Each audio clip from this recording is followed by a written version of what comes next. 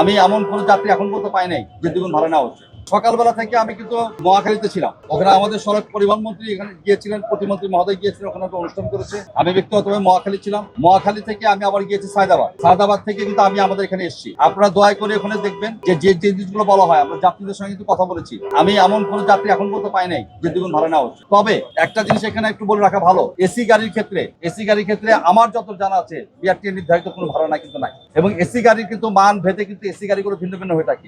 কোনো এসি গাড়ি অনেক এক্সপেন্সিভ, ওয়েল মেনটেন, এই এসি গাড়িগুলোতে ভাড়া নরমালি বেশি, আবার কোনো এসি গাড়ির ভাড়া কম। সুতরাং সেখানে কিছুটা যে ব্যত্যয় যদি থাকে সেটা একটা লাক্সারি সার্ভিস, আমরা সেটা নিয়ে কোনো কথা বলছি না এখানে। আমরা বলছি গণপরিবহন, সাধারণ মানুষের কথা, যে সাধারণ যে পরিবহনগুলো আছে সেই পরিবহনগুলোতে যেখানে সবচেয়ে বেশি লোকজন যাবে সেখানে যাতে কিছু না হয়। তবে একটা কথা আবারও বলি, বিনয়ের সঙ্গে বলি, শতভাগ জিনিস কিন্তু আমাদের নজরে নাও আসতে পারে। সুতরাং আপনারা যারা গণমাধ্যম আছেন তাদের ভূমিকা সবচেয়ে বেশি। আপনারা যদি এরকম কোনো কিছু পান, আপনারা দয়া করে আমাদেরকে জানাবেন। মাননীয় মন্ত্রী মহোদয় বলেছেন যে প্রয়োজন বোধে তাদের রুট পারমিটটা বাতিল করা হবে। সুতরাং আমরা খুব কমিটেড, আমরা চেষ্টা করছি এবং আপনাদের সাহায্য নিয়ে আমরা কাজটা করছি।